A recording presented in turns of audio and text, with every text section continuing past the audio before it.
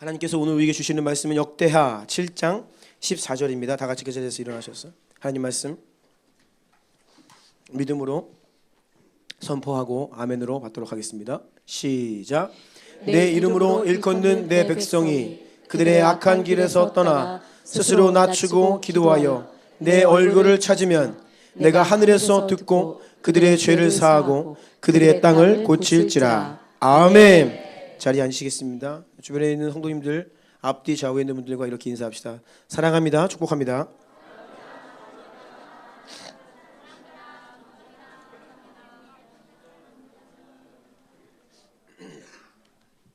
오늘도 주님의 은혜를 힘입어서 예배드리는 주의 전에 발걸음하신 여러분 한 분 한 분을 환영하고 주님의 이름으로 사랑합니다.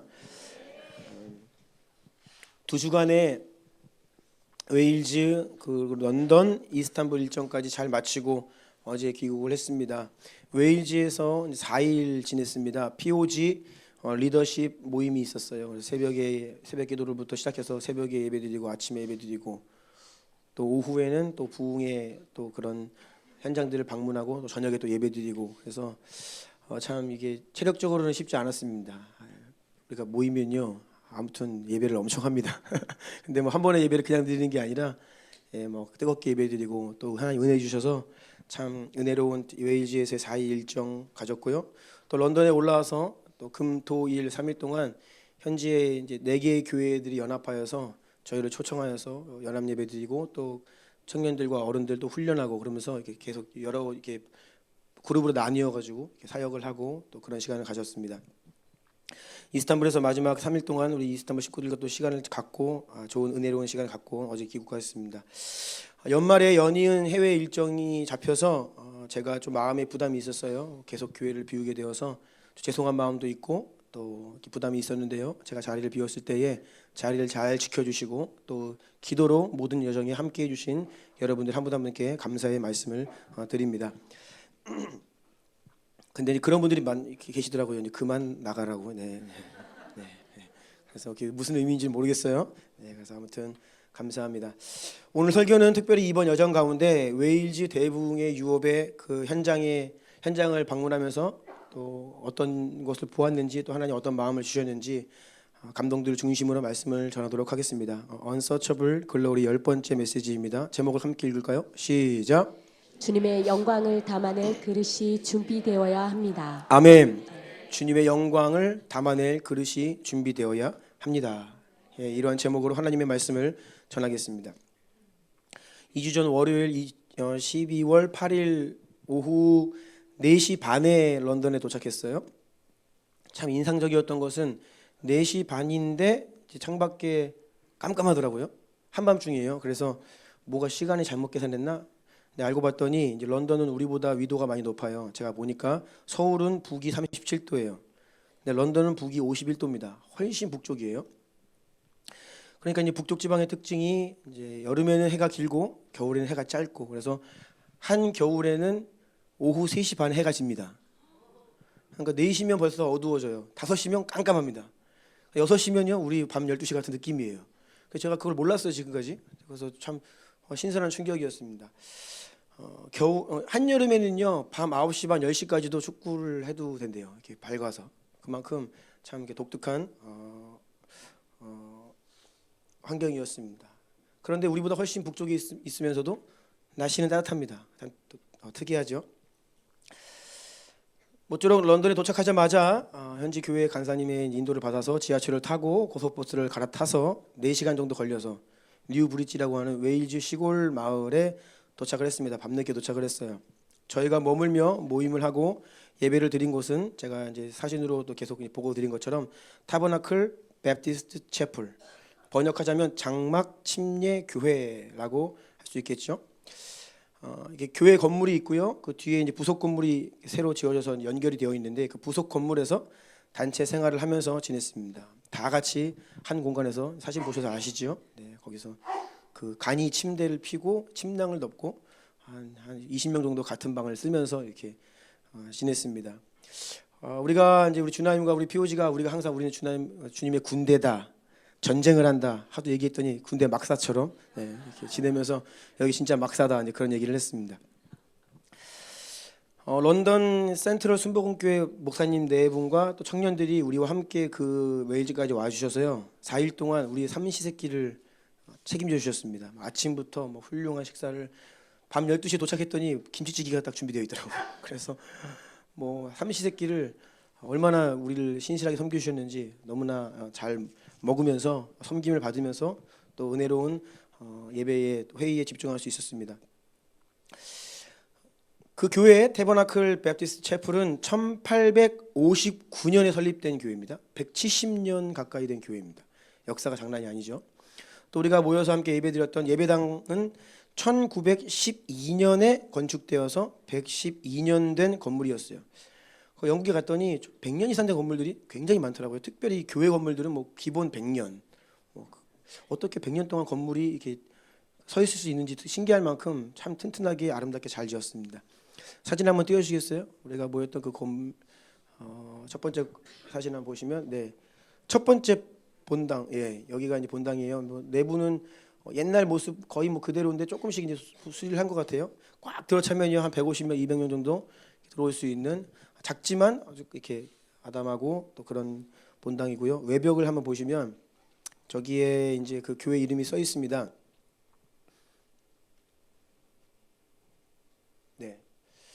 태버나클 베프티스트 채플 이렇게 돼 있고요. 저 왼쪽에 그 기록이 돼 있어요. 리빌트해서 오른쪽 보면 1912년 이렇게 돼 있죠. 그래서 이 건물이 100년이 넘는 건물이다라는 것을 알 수 있습니다. 그래서 제가 우리 숙소를 처음에 도착해가지고 올렸더니 모 성도님께서 거기 양평 아니냐, 웨일즈가 아니라 경기도 양평 같다, 막 그런 말씀을 해주셨는데 웨일즈가 맞습니다. 이곳에서 영어 이름은 피터 조, 한국 이름은 조영태. 참 귀하신 목사님 만났습니다. 16년째 이 교회 담임으로 섬기고 계시는데요. 이 마을에서는 유일하게 혼자 한국인이십니다. 한국인이 한 명도 없고 완전 시골 마을인데 홀로 부임하셔서 웨일즈 백인 성도들을 목양하고 계셨습니다. 웨일즈 대부흥에 대해서는 오늘 계속 말씀을 나누겠지만 제가 지나가면 그냥 없어지셔도 돼요. 흐름에 따라서. 1904년 웨일즈의 대부흥이 일어났을 때 이 마을 역시 그 부흥의 중심에서 놀라운 역사들이 있었다고 이제 말씀을 전해드렸습니다. 사람들이 당시에 교회로 몰려 들어오기 시작하는데 당시 동네 인구가 8,000명이에요. 그런데 교회가 몇 개 있습니다. 그러니까 작은 마을에 몇몇 교회가 있는데 이 교회에만 당시에 뭐 1년에 200명 이상 세례를 받을 만큼 그렇게 몇 년 동안 지속이 된 거예요. 그러니까 거의 모든 마을 사람들이 다 예수를 믿는 대추수가 일어난 것이죠. 가장 부흥했을 때는 주일학교 학생들만 200명이 넘었다고 합니다. 그 한번 사진 세 번째 사진 띄워주시겠어요? 과거에는요 제가 이제 액자에 있는 사진을 찍었는데요. 이게 이제 주일학교 학생들이에요 당시에. 그래서 엄청 이 학생들만 한 200명이 넘는 그렇게 크게 부흥했던 시절이 있었죠. 그런데 이렇게 큰 부흥이 일어나고 시간이 지나면서 교회가 그런 부흥과 성장에 도취되어서 복음을 전하는 것을 게을리 하면서 더 이상 전도를 하지 않게 되었다라고 합니다. 그러면서 부흥의 영광이 불과 한 세기를 못 가서 이제 그 불이 꺼져버리게 되죠. 제가 과거에 이제 부흥에 대해서 설교를 할 때에 말씀드린 기억이 있는데 이제 부흥의 시대마다 특징이 있는데 이 부흥이 한번 임하면 성령님이 그 교회 그 마을에 막 임하십니다. 그러면 그 부흥이 지속되는 몇 년 동안에 대추수가 일어나요. 그러니까 대부분의 성도들이 명목상 그리스도인이 거의 없을 만큼 다 성령 체험을 하고 예수님의 십자가 사랑을 만나서 경험하고 눈물을 흘리고 자신의 삶을 주님께 드리고 막 그러는 거예요. 그러니까 대부분의 사람들이 구원을 받고 주님을 만나고 번어게인을 하고 회심을 하기 때문에 시간이 조금 지나면서 이 강단에서 메시지가 이제는 예수님의 이름을 전해서 구원을 받게 하는 것보다는 이미 구원받은 성도들에게 어떻게 살아야 되는지에 대한 메시지로 이렇게 전환이 이렇게 천천히 이렇게 변화가 된다는 거예요. 그래서 시간이 좀 많이 지나다 보면요, 어느샌가 모르게 이 강단에서 예수의 이름 안에 있는 이 구원 복음 메시지보다는 성도가 어떻게 살아야 되는지, 그래서 본의 아니게 굉장히 도덕적이고 윤리적인 메시지가 교회의 강단의 줄을 이루게 된다. 그러니까 한국 교회도 사실 그런 경우 케이스입니다. 과거의 부흥기 때는 막 예수 하면서 예수 천당 불신지옥 막 이런 예수님 믿고 구원받아야 된다는 복음 메시지가 강했지만 큰 부흥을 지난 이후에 교회가 제도권화되고 안정적으로 되면요, 이제는 성도가 어떻게 살아야 되는지, 뭐 착하게 살아야 되고 회개해야 되고 도덕적으로 살아야 되고, 나쁜 게 아니지만 그런 메시지가 주를 이루게 되는 거예요. 그러면서 더 이상 전도하고자 하는 동력을 잃어버리는 거예요. 왜요? 교회가 이미 부흥했으니까. 많은 사람들이 막 자기 발로 막 오는 거예요, 부흥회 때에. 그러니까 교회가 더 이상 복음을 세상에 나가서 전해야 됩니다, 이런 메시지들이 힘을 잃고 전도의 동력이 꺼지고, 그러다 보면요, 얼마 지나지 않아 이제 다음 세대들에게 이 복음이 전수되는 것이 이제 끝나버리고 부흥의 불이 꺼져버리는 그러한 안타까운 현실을 거의 대부분의 부흥 가운데 볼 수 있는 현상들이었습니다. 이 조영태 목사님이 이 교회에 처음 부임하셨을 때에는 16년 전이죠. 이 교회에 학생이 단 한 명도 없었어요. 주일날 예배에 출석하는 성도들은 노인들만 한 30명 정도 계셨다라고 합니다. 그런데 지난 16년 동안 사역하시면서 장례식만 70번을 치르셨대요. 그러니까 이제 뭐 교회에 등록은 돼 있지만 안 나오는 성도들 중에서 이제 연세가 드셔서 돌아가시는 분들, 또 아직은 그 시골 마을에 기독교 문화가 자리 잡고 있어서 교회에 나오지 않는 분들도 이제 장례가 나면 교회에게 장례를 치러달라고 요청이 들어온다는 거예요. 그래서 70번이나 장례를 치르셨고, 올해만도 벌써 4번을 치르셨는데 우리가 머물던 4일 동안 2분이 돌아가셨어요. 연달아서 이틀 동안 또 장례를 치르시더라고요. 굉장히 막 힘들어하시더라고요. 슬퍼하시고. 교회에 참 신실한 이런 어르신들이 이제 계속 이제 주님 부르심 받는 거예요. 처음에 이 조 목사님께서 이 동네에 처음 부임하셨을 때에 초등학생들이 들판에서 놀고 오길래 아이들한테 물어본 거예요. 9살짜리 아이에게 물어봤다는 겁니다. 너네 도대체 들판에서 뭐 하면서 노냐? 했더니 그 아이들이 그냥 서스럼없이 하는 말이, 뭐 하면 놀긴요? 술 먹고 담배 피고 뭐 이성들끼리 잠자리 하고 막 이런 얘기를 하는 거예요. 그래서 이 목사님께서 이 어린 영혼들, 영혼이 망가지고 성적으로 너무나 문란하게 지내고 있는 이 아이들을 보면서 그냥 그 아이들 붙들고 엉엉 우셨다고 합니다. 그럼에도 감사한 것은 목사님께서 지난 16년 동안 정말로 신실하게 목회를 하셔서 동네에서 평판이 굉장히 좋으세요. 지금은 학생들도 제법 교회에 나오기 시작하였고, 교회가 계속 지난 16년 동안 부흥하고 있는 그런 참 감사한 소식을 듣게 되었습니다. 크리스마스를 한 주 앞두고 있었기 때문에 이제 크리스마스 캐롤 예배를 드렸는데요. 이날은 이제 동네 주민들을 다 초대하는 거예요. 그래서 평상시에는 자리가 많이 비어 있지만 이날 예배만큼은 동네에서 많은 사람들이 교회에 발걸음하여서 함께 예배를 드릴 수 있었습니다. 그 크리스마스 캐롤 예배를 드리는데 순서가 참 많더라고요. 다양한 순서들이 있는데 예수님의 그 탄생, 그 사복음서에 나와 있는 예수님에 대한 그 이야기들을 순서 중간중간에 사람을 한 명씩 지명해서 그 사람이 나와서 그 본문을 읽고 그 목사님이 나와서 사회 보시면서 그걸 가지고 또 복음을 전하고, 또 아이들 준비한 또 뭐 발표하고, 또 본문 읽고, 또 그거 가지고 또 복음 전하고, 또 발표하고, 뭐 이런 식으로 계속 그 시간을 이 목사님께서 얼마나 그 열정적으로 그 자리한 이웃 주민들을 위해서 이 복음을 전했는지 참 감동적이었습니다. 그래서 그 크리스마스 캐롤 예배 한번 사진 띄워주시겠어요? 본당이 꽉 차더라고요, 이렇게. 그래서 뭐 빈자리가 없이 가득가득 채워져서 이날은 뭐 동네 학교에서도 이렇게 발표를 준비해서, 성도들은 아닌데도 와서 또 발표도 하고, 이 지역 의회 의원님도 오시고 막 교장 선생님도 오셔서 막 인사 말씀하시고, 그러면서 동네의 어떤 행사로 진행이 되었습니다. 이날 이 크리스마스 캐롤 예배 이후에 우리는 밤늦게 다시 모여서 이 조영태 목사님의 간증을 들을 수 있었는데요. 목사님이 그날 밤에 참 많이 눈물을 흘리시면서 말씀을 전해주셨습니다. 목사님의 고백이 이러했어요. 처음에 영국에 그냥 이민을 왔어요, 일하러. 근데 거기에서 예수님 만나고 뜨겁게 만나서 이제 목사가 되어서 이렇게 목회를 하시는 거예요. 예수님 처음 만나고 예수님 처음 믿었을 때에는 예수님, 주님 이름만 불러도 눈물이 났다라고 하시더라고요. 그런데 이제는 눈물이 안 나서 너무 괴롭다라고 하는 거예요. 그 자신 안에 있는 그 주님을 향한 사랑이 식어가는 게 너무 무서운데, 그래서 주님께 매일매일 이 식어버린 사랑을 다시 회복시켜 달라고 간절히 기도하는데 그 사랑이 잘 회복되지 않는다는 거예요. 이제는 잘 눈물이 나지 않는다는 겁니다. 그러면서 우리들에게 기도를 부탁하셨어요. 자신을 위해서 기도해 달라고. 그래서 이날 밤에 회개의 영이 임하고 또 우리가 모두가 다 같이 이렇게 눈물을 흘리면서 함께 기도했습니다. 성령님께서 강하게 역사하시고 운행하셔서 POG 선생님들도 많이 또 마음을 새롭게 하고 또 울면서 서로 기도하는 시간이었어요. 그래서 다음 사진 띄워주시겠어요? 목사님이 이렇게 울면서 기도해달라고 해서 우리 윤대성 목사님이 가셔서 먼저 기도해 주셨고, 그 다음이요. 그리고 이제 우리 모두가 나아가서 함께 이렇게 기도하는 시간을 가졌습니다. 목사님께서 또 간증하시는 중간에 그런 말씀하시더라고요. 처음 부임했을 때 아이들도 한 명도 없고 노인들만 앉아 계셨는데 시간이 지날수록 어린 아이들이, 동네 아이들이 교회 발걸음하고 성도들의 숫자가 되니까 목사님이 한동안 이 주일날 숫자 인원 계산하는 게 너무 즐거우셨대요. 교회가 커져가니까. 그런데 어느 날 기도하는데 주님께서 그렇게 물어보시더라는 겁니다. 너 숫자 세는 거 좋냐? 그래서 목사님이 막 주님께 항변을 했습니다. 네, 좋습니다. 주님, 저 지금 너무 좋아요. 뭐가 문제입니까? 어려운 교회에 제가 부임해서 이제 사람들이 막 오면서 교회가 부흥하고 회복되기 시작했는데 제가 좋아하면 좀 안 됩니까? 그때 주님께서 하시는 말씀이 네가 숫자를 보면 나를 못 볼 수가 없다.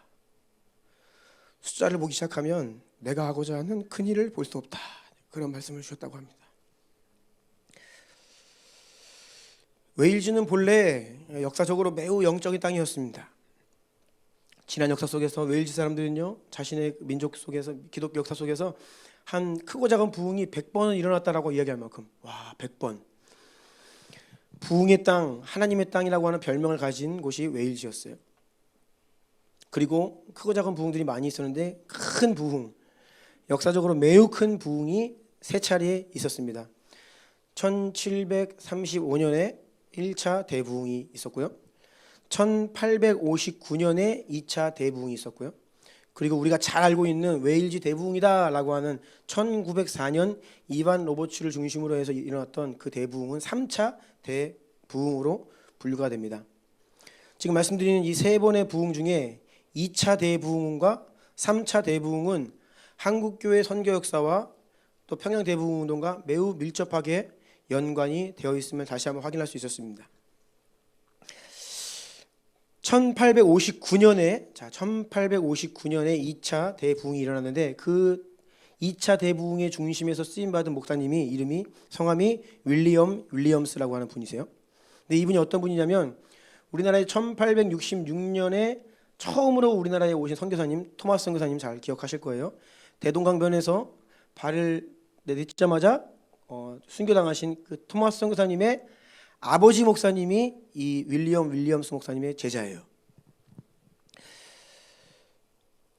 토마스 선교사님의 그 아버지가 웨일즈에 있는 하노버 교회에 부임하실 때 토마스 선교사님 나이는 9살이었습니다. 어린 나이였죠.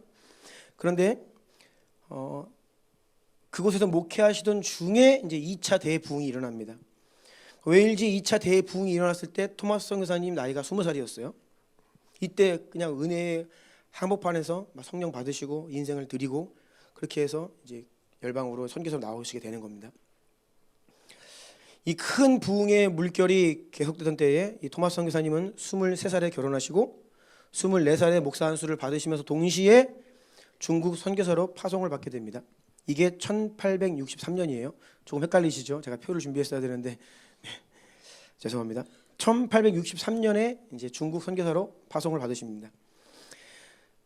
어렵게 중국에 도착하셨는데 중국에 도착하신 지 3개월 만에 토마스 선교사님의 아내 선교사님이 임신했던 첫 아이를 유산하시면서 동시에 소천을 하십니다. 그러니까 이제 선교 사역 때문에 며칠간 집을 비우고 돌아왔더니 이미 사모님이 이제 소천하신 상태였어요. 이제 유산을 하시고 이때 토마스 선교사님은 다음과 같은 욥의 고백을 하게 됩니다. 욥기 17장 11절입니다. 나의 날이 지나갔고 내 계획, 내 마음의 소원이 다 끊어졌구나. 그래서 너무나 큰 충격과 절망에 사로잡혀 그냥 그 몇 개월 만에 선교사직을 사임해 버립니다. 나 더 이상 선교사 안 합니다. 그러고서 선교사직을 버리고 중국 세관에서 통역관으로 일을 하게 돼요. 그런데 통역관으로 일을 하는 와중에 누구를 만나냐면 조선에서 건너온 조선 사람을 만납니다.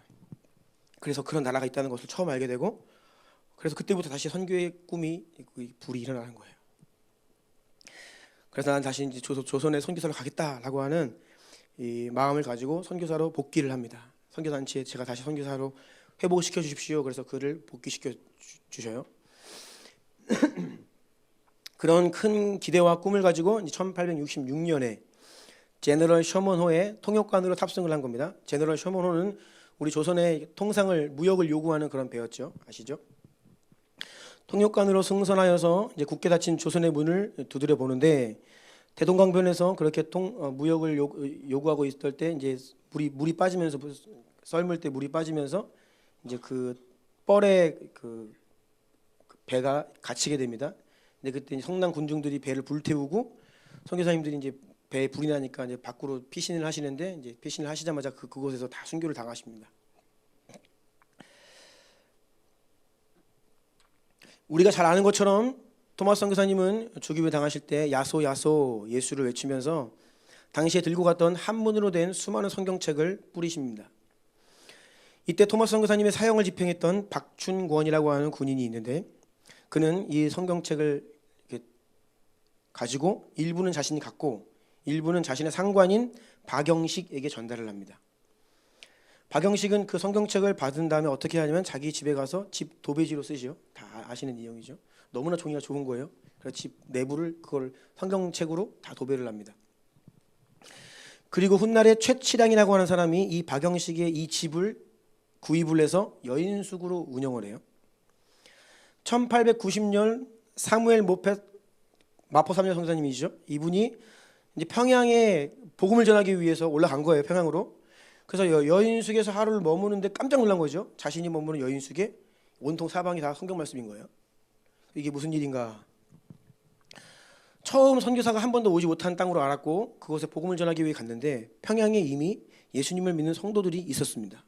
그 이유는 앞서 말씀드린 토마스 선교사님의 사형을 집행했던 박춘권 그리고 그의 그 상관 박영식 그리고 그 집을 샀던 최치량 이 사람들 모두 결국은 토마스 선교사님이 남겨놓고 간 그 성경책을 읽고 예수님 믿게 돼요. 그래서 그들이 선교사님이 직접 와서 복음을 전하기 전부터 이제 우리 평양 땅에는요 스스로 성경을 읽고 예수님 믿는 사람들이 이미 있었던 것입니다. 놀라운 일이죠. 모쪼록 그 최치량의 이 여인숙 집에 드나드는 사람이 얼마나 많았겠어요? 그 드나드는 사람들마다 밤마다 이제 벽에 있는 그 이게 무슨 글인가 하면서 보다가 예수님을 많은 사람들이 믿게 되는 거죠. 놀라운 일이 벌어진 겁니다. 그래서 그 여인숙이 나중에는 널다리골 교회가 되고 그 교회가 부흥하여서 장대현 교회가 됩니다. 너무나 놀라운 기적의 스토리이죠. 그러니까 이런 그 한국 선교의 그 첫 시작에 이 토마스 선교사님이 있고 이 토마스 선교사님을 파송한 하너버 교회 그 하너버 교회의 담임은 토마스 선교사님의 아버지였고 그 아버지는 2차 대부흥 운동의 주역이었던 윌리엄스 목사님의 제자였다. 이것들을 우리가 이제 잘 기억을 해야 됩니다. 이 하너버 교회는요 역사가 정말 오래됐습니다. 가서 보니까 언제 시작됐냐? 1644년. 몇 년 전이에요? 400년도 더 된 거, 400년 정도 됐죠. 그러니까 제가 토마스 선교사님에 대해서 새롭게 알게 된 몇 가지가 있었습니다. 그 중에 한 가지는 초창기에 한국에 오셨던 선교사님들 많은 수가 굉장히 엘리트셨습니다. 귀족 집안에서 아주 뛰어난 분들이 공부를 잘하시고 뭐 의사 막 이런 분들 많이 오셨죠. 근데 토마스 선교사님 역시 굉장히 엘리트셨어요. 10대 시절에 옥스퍼드 대학에 입학 허가를 받을 만큼 아주 뛰어난 재능을 가지고 있던 분이었습니다. 근데 너무나 어려서 옥스퍼드에는 들어가지 않습니다. 큰 부흥을 경험하면서 선교사로 부름받아 일찍이 언어를 준비해야겠다라고 하시면서 언어를 준비하시는데 대충 조그마한 게 아니라 거의 이게 토킹이 가능할 만큼의 언어를 몇 개 국어를 구사했는지 아십니까? 질문. 자, 한번 답해 보시죠. 몇 개 국어? 5개 국어. 또 네? 8개 국어. 믿음이 좋으시네요. 또 네? 6개 국어. 네, 제가 드린 함정에 빠진 겁니다. 무려 10개 국어를 하셨다고요? 와. 뭐 대단하죠. 이미 그 20대 초반에 10개 국어를 했다는 거예요. 이게 말이 안 되는 것이죠. 그래서 정말로 천재와 같은 그런 재량을 가졌던 분이시고요. 중국에 도착해서 6개월 만에 그 어렵다는 중국어를 마스터를 합니다.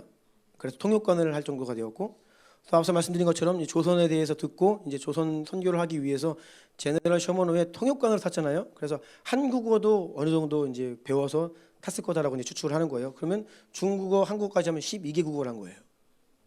근데 이미 24살, 25살 그때. 놀랍죠. 그래서 이것을 제가 이제 가서 이제 그 교회 하노버 교회에서 이런 내용들을 쭉 제가 설명을 들은 거예요.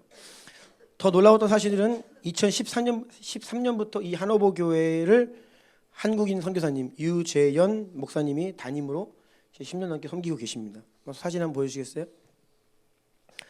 그래서 이 목사님께서 한국에서 방문객이 계속 오시니까 너무 그 방문객을 맞는 것을 기뻐하시고 잘 준비해서 우리에게 짧은 시간이지만 이 하노버 교회의 역사, 토마스 선교사님과 이 웨일즈 땅에 대해서 우리에게 잘 설명을 해 주셨습니다. 통합 측 선교사님이시고요, 목사님이십니다.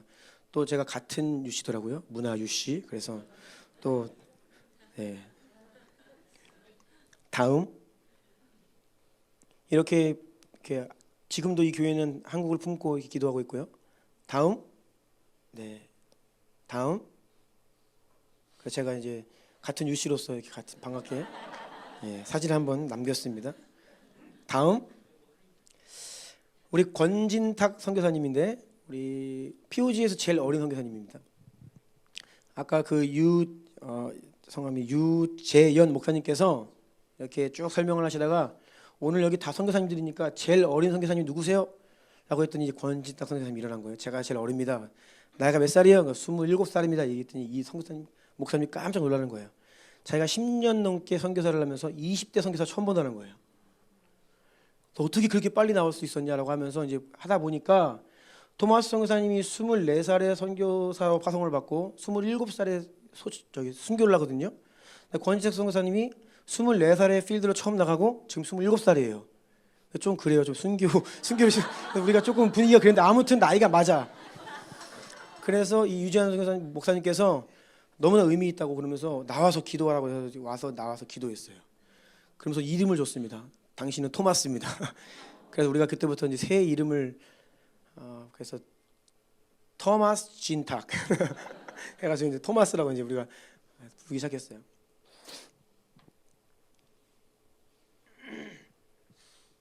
초창기에 한국에 오셨던 선교사님들 대부분 20대십니다. 20대 중반, 후반 이런 분들이 대부분 우리나라에 오셔서 우리를 섬겨 주셨습니다. 초창기 우리에게 선교사를 파송하여 복음의 빚을 우리가 웨일즈 교회에게 지고 있죠. 그런데 지금 한국 선교사님들이 연약해진 웨일즈 교회들을 섬기고 있다는 것에 큰 감동을 받았고 거기에 큰 의미가 있다라고 생각을 했습니다. 우리가 복음을 전하면 언젠가 그들이 우리가 연약할 때에 우리에게 와서 우리를 섬겨주겠구나 어떤 그러한 생각을 하게 되었고요. 웨일즈에서 시작된 복음이 다시 웨일즈로 돌아간 것처럼 예루살렘에서 시작된 복음이 다시 예루살렘으로 돌아가게 될 것입니다. 저는 그것을 믿음의 눈으로 바라볼 수 있었습니다. 그리고 이제 1904년 3차 대부흥이라고 했습니다. 3차 대부흥은 우리에게 웨일즈 부흥이라고 이제 알려지고 있는 부흥이에요. 3차 대부흥이. 그 부흥의 중심에 있었던 이반 러버츠라고 하는 분이 있었던 청년이죠. 그분이 계셨던 모리아 교회도 방문을 했습니다. 이건 역시 교회 건물과 부흥의 흔적들을 그대로 간직하고 있었고 그 교회 뒷마당에는 이반 로버츠와 그의 가족들의 묘지가 무덤이 있었습니다. 이반 로버츠는 본래 광부로 태어나서 광부의 아들로 태어나 탄광에서 일을 하면서 거의 13년 가까이 한 가지 기도의 제목을 가지고 주님께 기도했는데 주님 우리 민족을 다시 방문해 주옵소서라고 하는 부흥을 위한 기도를 해왔습니다.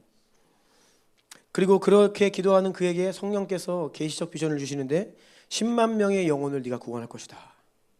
와, 10만 명의 영혼을 구원할 것이다. 그 비전을 품고 계속 부흥을 위해 기도를 했습니다. 많은 사람들이 비아냥되고 무슨 10만 명 어린애가 아무것도 모르면서 그렇게 하지만 포기하지 않고 이제 기도를 했고요. 1903년에 결국 신학교에 들어갑니다.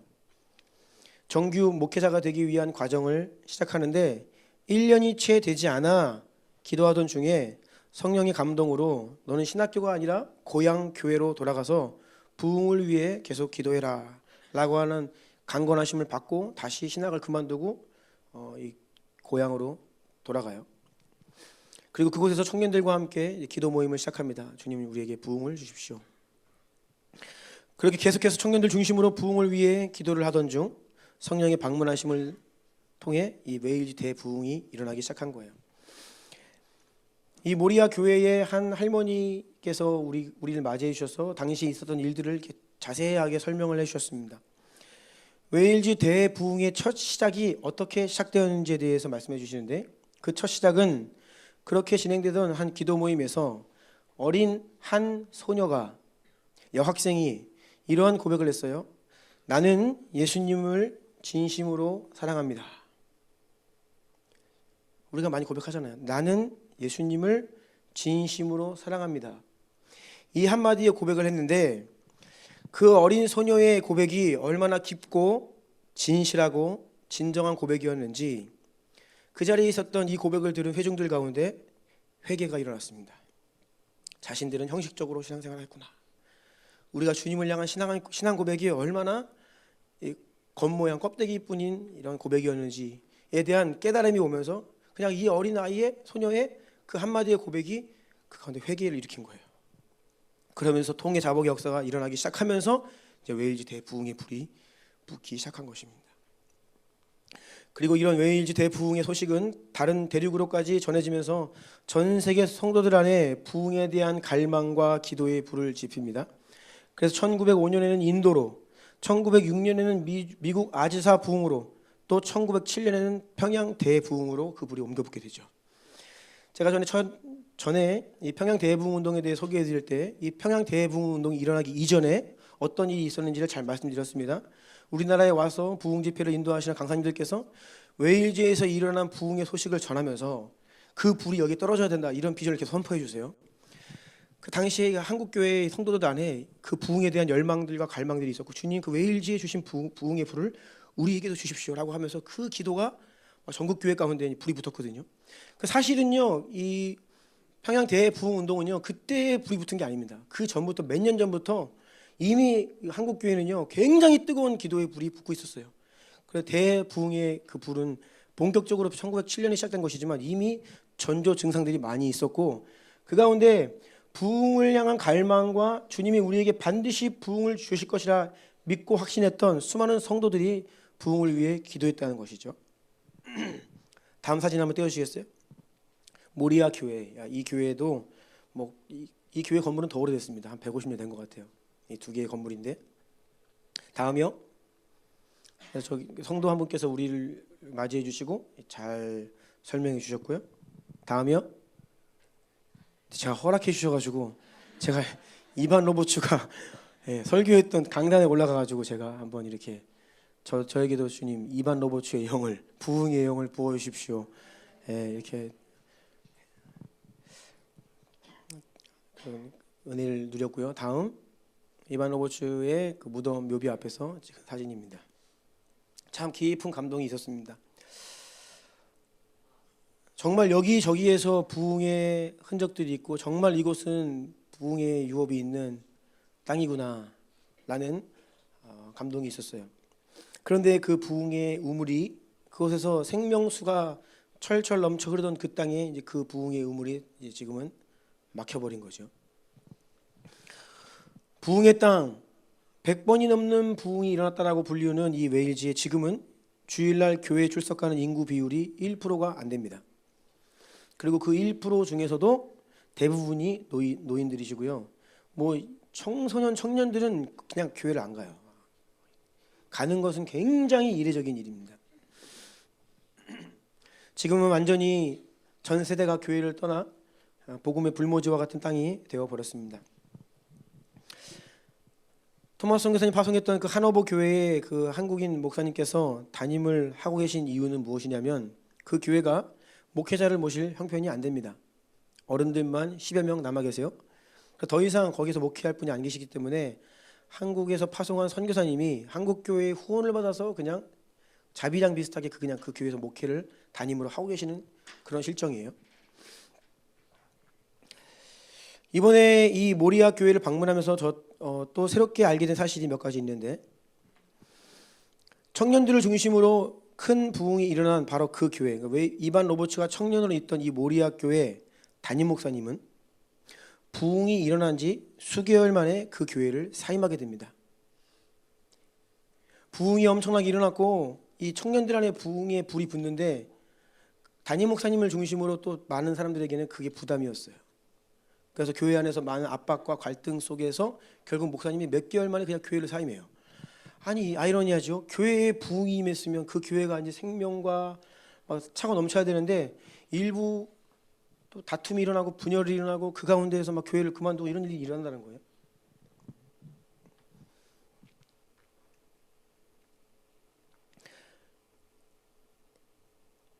큰 부흥이 일어날 때에 그 부흥의 한복판에서 그 부흥이 올 것을 믿었고, 그 부흥을 위해 기도했고, 그 부흥을 기다렸고, 결국에는 그 부흥의 응답 주신 하나님께 감사하며 그 부흥의 한복판에서 쓰임 받는 사람들이 있는 반면에, 어떤 이들은 이런 부흥이 부담이 되거나, 그 웨일즈 대부흥 특징이 뭐냐면 이게 한번 예배가 시작되면 끝나지가 않습니다. 평양 대부흥 운동은 상당히 그래도 질서 있는 그 부흥이었어요. 그런데 이 웨일즈는요, 한번 예배가 시작되면 정말 막 밤새도록 예배를 드리고, 이게 막 계속 회개가 일어나고 죄 고백이 있고 막 이러니까요, 이게 성령께서 이끌어 가시는 것들을 어떻게 컨트롤이 안 돼서 예배가 계속 길어지는 거예요. 그러니까 이전에는 어떤 교회가 이 정해진 틀 안에서 딱딱 순서에 맞춰서 거기에 예배 드리는 데 익숙했는데, 이게 뭐 순서도 없고 질서도 없어 보이니 기존에 있는 분들 가운데 상당수가 이거 무질서하다, 이거 성령의 역사가 맞느냐라고 하는 어떤 신학적인 막 시비와 논쟁들이 일어나면서 교회 안에 또 갈등이 일어나는 거예요. 그 때로는 그것이 너무나 부담스럽고 예배 너무 길어. 우리도 한번 성령 임해 보세요. 예, 상당수가 이제 부담스러우십니다. 예, 예배 길어지면 막 힘들고 막 졸립고 막, 근데 그게 하루 이틀이 아니라 뭐 몇 개월 지속되는 거예요. 그러니까 그 부흥을 부담스러워하거나 감당하기가 버거운 사람들이 있다는 거예요. 더 나아가서는 이게 정말 성령의 역사가 맞는가? 얼마 전 몇 년 전에 그 미국에서 캠퍼스에서 일어났던 부흥도 마찬가지죠. 막 계속 이제 예배가 이어지는데 한쪽에서는 한국 교회에서도 무슨 시비가 일어났습니까? 그거 성령의 역사 아니다. 뭐 사탄이 뭐 한 미혹이다. 막 이러면서 막 둘로 딱 갈립니다. 그 어떤 사람들은요, 막 부흥의 현장에 가서 그 부흥을 보기 원한다고 막 비행기 타고 가시는 분도 있고, 어떤 분들은 저거는 뭐 사탄이 미혹이고 막 이런 분도 계세요. 갈린다는 거예요. 그러면서 그 부흥을 배척하는 사람들도 있고, 그 부흥의 은혜를 온전히 누리지 못하는 사람들도 적지 않았다라는 것이죠. 사탄의 방해가 성령께서 강하게 역사하시는 만큼 강하게 방해가 들어옵니다. 신학적인 논쟁이 일어납니다. 다툼과 분열이 일어납니다. 이것이 사실 부흥의 그 이면에 있었던 역사예요. 이러한 이유들로 인하여서 지금까지의 부흥은 한번 크게 타올랐으나 머지않아 오래 지나지 않아 그 불이 서서히 식어버린 그런 부흥이었습니다. 그래서 제게 주신 하나님께서 주신 마음은 무엇이냐면, 이제 우리는 부흥을 위해 부흥을 믿고 부흥이 반드시 올 것을 믿습니다.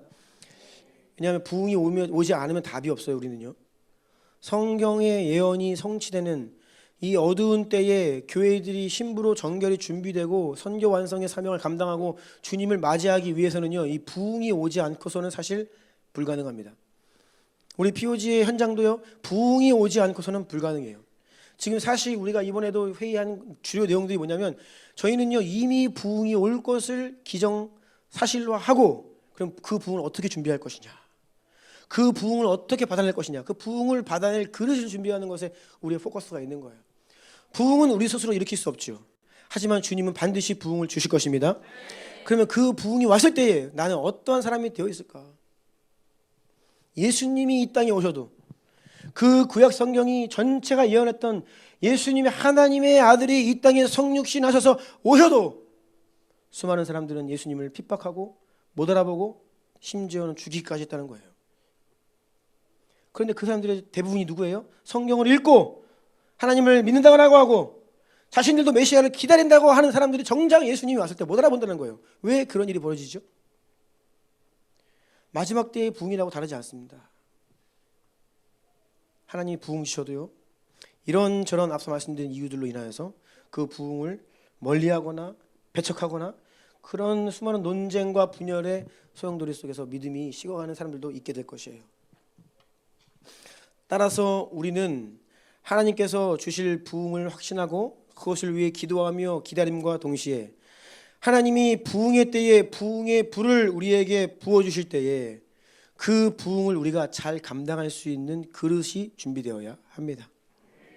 그 부흥을 먼저는 잘 감당하고 감당할 뿐이 아니라 그 부흥을 지속시키고, 그러려면 뭐예요? 교회가 하나 되어야 되죠. 믿음의 분량이 준비되어야 됩니다. 그리고 그 부흥의 불이 선교 완성으로까지 이어지고 예수님의 재림으로까지 이어질 수 있는 부흥이 되도록 우리는 우리 자신을, 그리고 우리 교회는 준비되어야 합니다. 다시 말씀드립니다. 수많은 신학적인 논쟁들, 다툼과 분열, 또 부흥으로 인하여서 큰 성장을 일시적으로 맛본 이후에 찾아오는 영적인 안일함들, 안주하는 마음들, 또 그 부흥의 한복판에서 성령의 역사가 부담스러워 거치는 것이 되는 것들,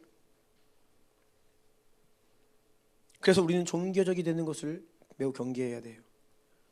저와 여러분, 우리 주나님께 성도들은 절대 그러해서는 안 되겠습니다. 마지막 때 큰 부흥을 담아낼 수 있는, 감당할 수 있는 믿음의 그릇들로 우리 자신이, 우리 교회가 준비되기를 예수님의 이름으로 축원합니다. 다시 말씀드리면 이 무엇보다 웨일즈 부흥에서 가장 큰 현실적인 어려움이 무엇이었냐? 성령의 역사로 인해 예배가 지속되는 것이었습니다. 밤새 예배가 이어지는 거예요. 그래서 무질서하다라고 하는 비판을 받았다라고 했죠. 그 가장 큰 문제가 이 이반 로버츠라고 하는 그 부흥의 중심에 있던 이반 로버츠에게 건강의 문제가 옵니다. 6개월이 지나지 않아서 건강의 문제가 와요. 신경쇠약증, 수면 부족과 육신의 번아웃이 옵니다. 그래서 보니까 실제적으로 이 웨일즈 대부흥이 일어난 이후에 이 이반 로버츠가 공적인 사역에서 쓰임 받은 것은 6개월밖에 안 돼요. 그는 6개월 정도 사역을 감당하고요, 사역을 내려놓고 은둔에 들어갑니다. 여러 가지 이유가 있어요. 다시 말씀드립니다. 정신적으로 신경이 쇠약해졌고 육신에 이제 번아웃이 왔습니다. 그리고 시간이 지날수록 사람들이 예수님이 아니라 자기 자신에게 주목하는 것에 대한 큰 부담으로 인해서 그는 조용히 물러납니다. 그리고 1951년 소천할 때까지 긴 시간이죠. 조용히 지냈어요. 어떤 공적인 사역을 크게 하지 않으시고 조용히 지냈습니다. 그럼에도 불구하고 하나님께서는 그 웨일즈 대부흥을 통해 약속하신 대로 10만 명 이상의 영혼들을 구원하시는 대추수의 은혜를 허락하셨습니다. 이반 오버츠의 그 부흥의 한복판에서 이반 오버츠가 했던 설교의 내용은 다음과 같이 아주 심플했다고 합니다. 한번 띄워주세요. 제가 갔다 왔으니까 영어로 한번 읽겠습니다. Dear friends, Jesus loves you. 다 아시죠? Therefore, seek Him diligently. Pray to Him earnestly and read the Word continually. 사랑하는 형제들이여, 예수님께서 당신을 사랑하십니다. 그러므로 그분을 부지런히 찾으십시오. 그분께 진실하게 기도하십시오. 성경 말씀을 계속해서 읽으십시오. 여러분, 이게 대부흥의 한복판에서 설교했던 이반 로버츠의 메시지의 중심 내용이에요.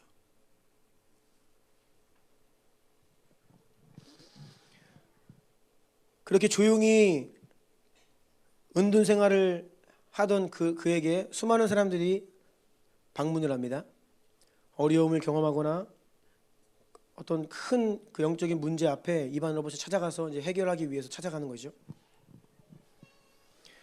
그런데 대부분의 사람들이 이반 로버츠를 만나서 뭐 큰 예언을 해주든 아니면 뭐 큰 치유의 역사가 막 불이 떨어질 것을 기대하면서 갔지만, 이반 로버츠가 대부분 했던 일들은 그들과 함께 성경을 읽고 아주 짧은 한두 마디 기도를 해주는 것이 전부였다고 합니다. 큰 기대를 가지고 이반 로버츠를 방문했던 한 신학생이 이런 기록을 남겼어요. 나는 그에게서 어떤 신비한 계시를 기대했다. 그러나 그는 나에게 성경을 읽어라, 기도해라, 집으로 돌아가라. 세 마디를 했대요. 성경을 읽어라, 기도해라, 집으로 돌아가라. 그래서 그 짧은 시간 자신의 인생 속에서 가장 큰 실망감이 왔던 시간이었지만 또한 되돌아보니까 가장 큰 은혜가 부어진 시간이었다라고 어떤 한 이반 로버츠를 만나고 왔던 신학생이 그런 기록을 했다라고 전해집니다. 1951년 소천하실 때까지 이반 로버츠는 홀로 조용히 지내면서 하루 대부분의 시간을 기도하고 성경을 읽고 조용히 묵상하는 시간으로 그 남은 그 시간들을 대부분 보냈다고 알려집니다.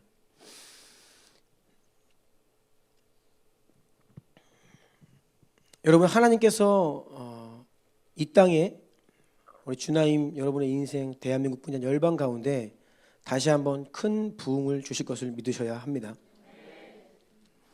큰 부흥을 반드시 주실 것입니다. 그런데 그 부흥의 때에 우리는 그 부흥을 웰컴하고 받아서 누리고 또 그 불을 지피는 통로가 되어야 합니다. 그리고 그 부흥이 어느 정도 지속되었다가 식어져 버리는 그런 부흥이 아니라 그 부흥을 잘 받아내고 간직해서 그것을 우리 안에 증가시키고 확장시키고 전파하여 한국교회를 살리고 열방을 추수하는 그러한 통로로 쓰임받기를 간절히 원합니다. 그런데 여러분, 그런 일은 그냥 일어나지 않습니다. 그냥 우리가 마음으로 원한다고 그런 일이 우리에게 이루어지는 것은 아닙니다. 부흥의 통로로 쓰임받은 믿음의 사람들을 잘 보십시오. 성령께서 아무에게나 아무 공동체나 임하셔서 통로로 사용하신 것이 아닙니다.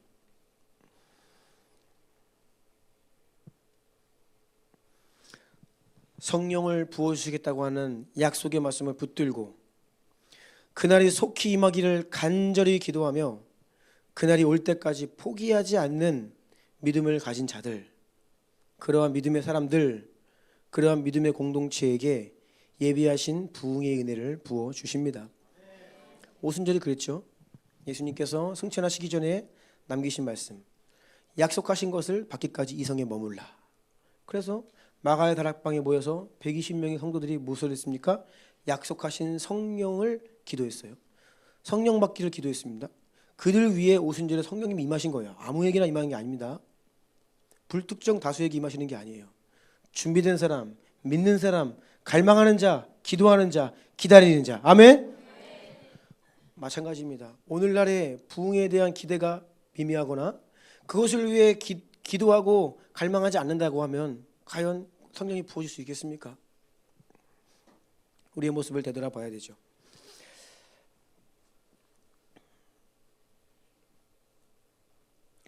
그래서 여러분의 인생 가운데 우리의 삶 속에 큰 부흥이 일어나기를 간절히 기도하십시오.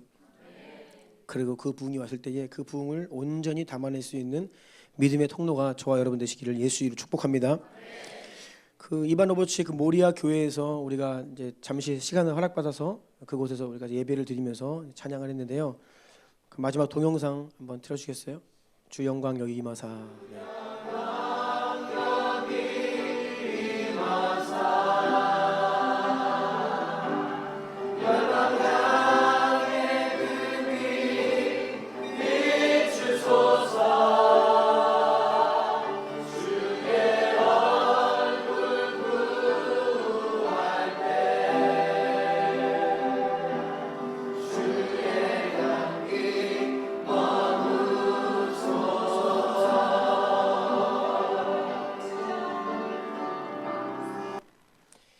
네, 예배팀 나와주시겠어요? 디모데후서 2장 20절과 21절입니다. 함께 하나님 말씀 선포합니다. 시작.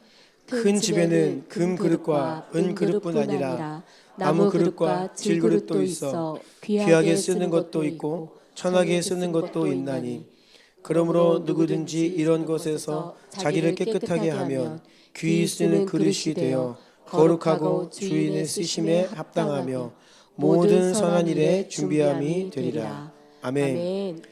이반 로버츠가 탄광에서 일을 할 때에 당시에는요 영적인 분위기가 그렇게 좋지 못했다고 해요.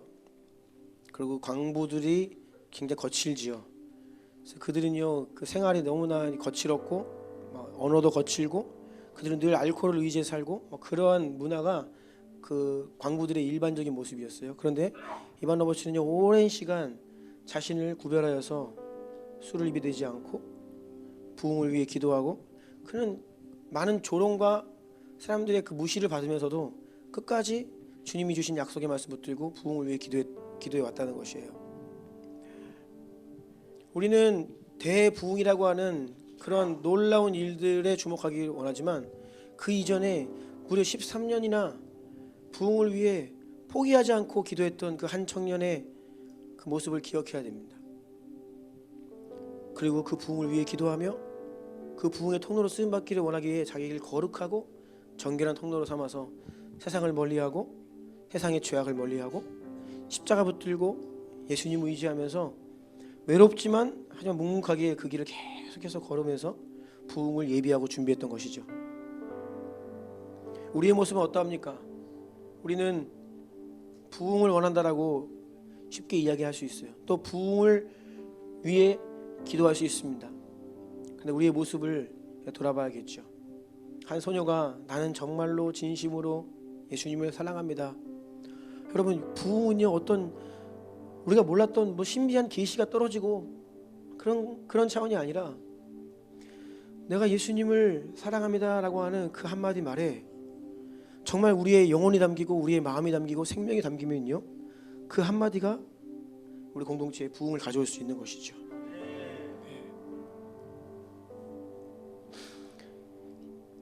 예수님은 당신을 위해 사랑하십니다. 예수님은 당신을 위해 십자가에 오르셨습니다. 이 간단한 한마디일지라도 여기에 우리의 진심과 사랑이 담기면 주님께서 기름 부으셔서 심령들 가운데 성령의 불을 지피시는 통로로 삼아주신다는 것입니다. 그러기 위해서 지금 읽은 말씀처럼 우리가 우리 자신을 깨끗하게 준비하면 주인이 귀히 쓰시는 그릇이 될 줄로 믿습니다. 오늘 본문 말씀도 마지막 한 번 더 읽겠습니다. 역대하 7장 14절 시작. 내 이름으로 일컫는 내 백성이 그들의 악한 길에서 떠나 스스로 낮추고 기도하여 얼굴을 찾으면 내가 하늘에서 듣고 그들의 죄를 사하고 그들의 땅을 고칠지라. 아멘. 아멘. 이제는 복음의 불모지가 되어버린 그 유럽 땅만이 아니라 우리도 그 뒤를 걷고 있잖아요. 교회가 종교화되고 교회의 불이 꺼지고 다음 세대들이 교회를 떠나고 있고 우리에게 필요한 것은 다른 게 아니라 바로 이 말씀의 기도입니다. 주님 약속하셨어요. 내 이름으로 일컫는 내 백성이 그들의 악한 길에서 떠나 스스로 낮추고 기도하여 하나님의 얼굴을 찾으면 주님께서 하늘에서 듣고 그들의 죄를 사하고 그들의 땅을 고칠지라. 아멘. 여러분 이 말씀을 믿으십니까? 그러면 이 말씀을 붙들고요 우리가 이 말씀 앞에 서기를 원합니다.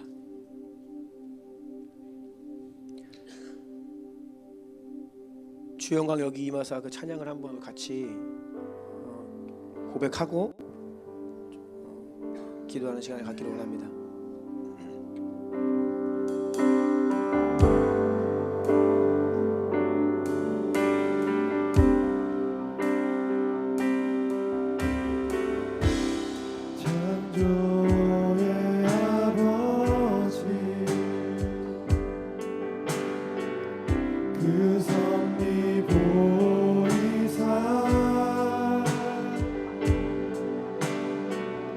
택하신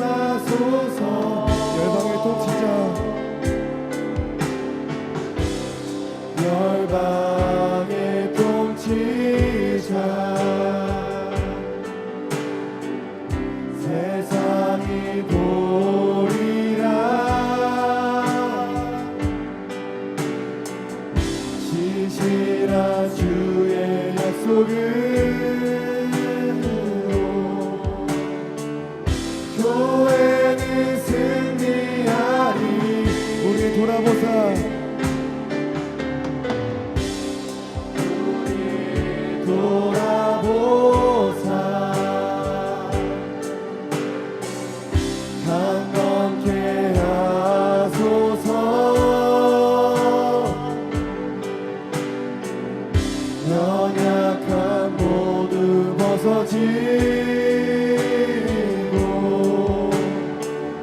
승리케 하옵소서. 주 영광 여기 임하사 멸망 향해 그리 비추소서.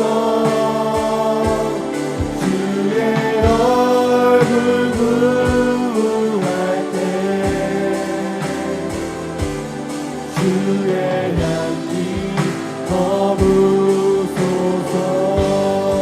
주 영광 여기 임하사 멸망 향해 그리 비추소서. 주의 얼굴 구할 때 주의 향기 머무소서. 주 영광 여기 임하사 멸망 향해 그리 비추소서. 주의 얼굴 구할 때 여러분 계속해서 고백하세요. 우리의 믿음을 갈망을 드립시다. 주 영광 여기 임하사 멸망 향해 그리 비추소서. 주의 얼굴 구할 때 주의 향기 머무소서. 주 영광 여기 임하사 멸망 향해 그리 비추소서. 다시 한번 일어나게 하여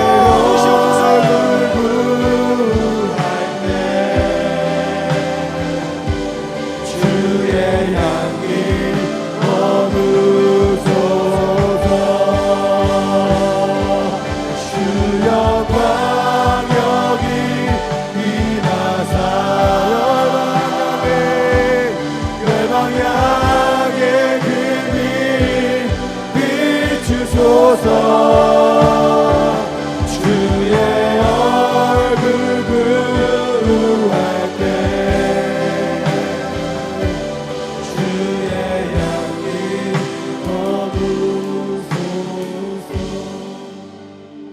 그렇게 재능이 많고 달란트가 많고 어떻게 보면 그 땅에서도 참 행복을 누리며 살 수 있었던 이 도마스 선교사님, 그 인생에 당한 환난과 핍박을 생각하면요 참 감당할 수 없는, 하나님 왜 그렇게 하셔야만 했지요라고 이해할 수 없을 만큼 그 혹독한 시련을 경험했죠.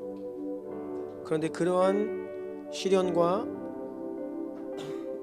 순교의 그 엄청난 그 시험이 도마스 선교사님에게 허락된 이유는요 다른 것이 아니라 그분이 주님의 큰 영광을 보았기 때문입니다. 큰 부흥 속에서 말로 다 할 수 없는 주님의 찬란한 영광을 맛보았기 때문에, 보았기 때문에 자신의 인생을 열방을 위해 내어드리고 때로 실족하기도 했지만 다시 일어서서 끝까지 자신의 생명을 주님께 내어드릴 수 있는 자리까지 갈 수 있었던 것이죠. 우리에게 필요한 것은요 우리가 주님의 영광을 보는 것입니다. 우리 안에 다시 한번 큰 부흥이 일어나는 것입니다. 비록 지금 그 웨일즈 영국 땅에 사람들이 다 교회를 떠나고 그랬지만 그런 말씀들을 하시더라고요. 하지만 그 오랜 기독교 역사 속에서 정말 그 뿌리 깊이가 이루 닿을 수 없는 믿음의 사람들이 여전히 있다는 거예요. 엄청난 믿음의 사람들이 여전히 있다는 거예요. 그들이 그 민족을 위해 여전히 기도하고 있고 100년마다 한 번씩 100년을 주기로 대부흥이 일어났는데 이제 웨일즈 대부흥이 일어난 지가 100년이 지났거든요. 그래서 그 땅에 남겨진 그 소수의 신실한 믿음의 사람들 마음 안에는 하나님이 곧 다시 큰 부흥을 주실 것이다. 그런 믿음이 있어요. 여러분, 큰 부흥이 일어나면요, 나만, 우리 가족만, 우리 교회와 우리 지역만 사는 것이 아니라 그것이 온 열방 지구를 뒤덮는 큰 부흥이 임하는 거예요. 다시 한번 그런 부흥이 이 땅에 불어오기를 원합니다. 우리가 원하는 것 이상으로 주님은 그 부흥을 우리에게 부어주시기를 원합니다. 주님은 지금 그 때를 찾고 계셔요. 그 부흥을 감당할 수 있는 성도들과 교회를 찾고 계십니다. 때가 되면요, 정말 놀라운 부흥의 파도를 일으키실 거예요. 그때 우리는요, 그 부흥을 파도를 타고 하나님의 부흥을 감당하고 주님 오시는 그날까지 선교 완성의 사명을 끝까지 감당하는 우리가 되기를 원합니다. 이 시간 역대하 7장 14절 말씀 붙들고 기도하기를 원합니다. 하나님 백성들이 악한 길에서 떠나 엎드려서 무릎을 꿇고 주님의 얼굴을 구하면 주님께서 우리의 기도를 듣고 우리의 죄를 사하시고 이 땅을 고치실 것입니다. 주님, 이 땅 다시 고쳐 주십시오. 이 땅에 다시 한번 부흥의 불을 내려 주십시오. 한국교회 다시 살려 주십시오. 열방의 교회 가운데 다시 한번 부흥의 은혜를 베풀어 주십시오. 그리하여 주님의 오실 길이 준비되고 예비되게 하십시오. 그리고 주님 이 땅에 속히 다시 오시옵소서. 아멘. 주 예수여 어서 오시옵소서. 아멘. 주 예수여 어서 오시옵소서. 우리 할 수 있으면 그 자리에서 무릎을 꿇고 두 손을 들고 주님께 기도하기를 원합니다. 회개의 기도를 드리기 원하고 주님을 향한 믿음의 고백이 진실하기를 원하고 우리가 그 부흥의 불을 담아낼 수 있는 믿음의 그릇으로 준비되기를 원하고 마지막 때에 우리 가운데 부어주실 그 부흥의 때를 믿음의 눈으로 바라보며 갈망하며 기도하기를 원합니다. 두 손을 들고 주의 이름 세 번 부르고 기도하며 나아갑시다. 주여!